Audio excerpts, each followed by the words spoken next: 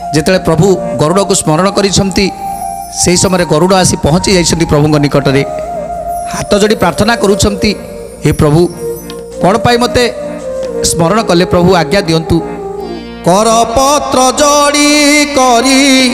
छामुरे पचारी कि कारण सुमरण कले देव हरि कि कारण सुमरण कले देव हरि कि कारण सुमरण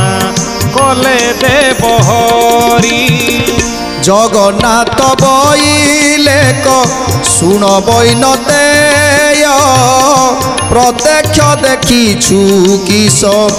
कहवा जे कुह प्रत्यक्ष देखिछु किस कहवा जे कुह प्रत्यक्ष देखिछु किस कहवा जे कुह। तेणु प्रभु कहउछंती हे गरुड़ तमे तो सबु जानिछ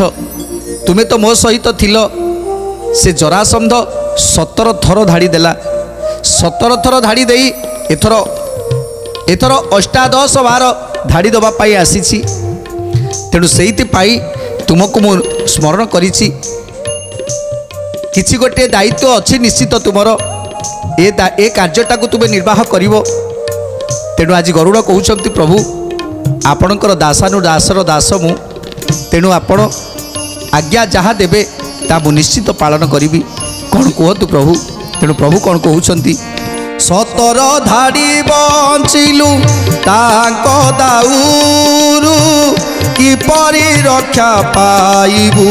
ए बेटिए थीरु कि परि रक्षा पाइबु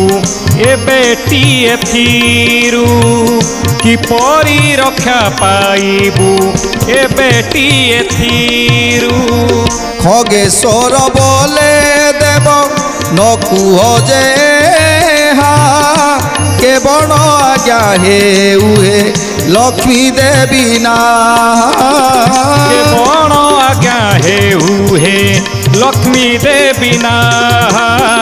के बण आज्ञा हे उहे लक्ष्मी देवी ना। प्रभु जेतले कहउछंती जरासंध भयरे 17 थर मु खाली घूरी बुलुची 17 थर धाड़ी देलानी आउ केते कष्ट सहिलिनी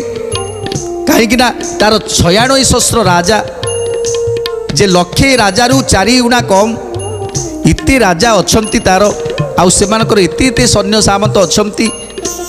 सेइति पाई 17 थर से धाड़ी देलानी आउ ताकू लुचि लुचि आमे बुलुछु।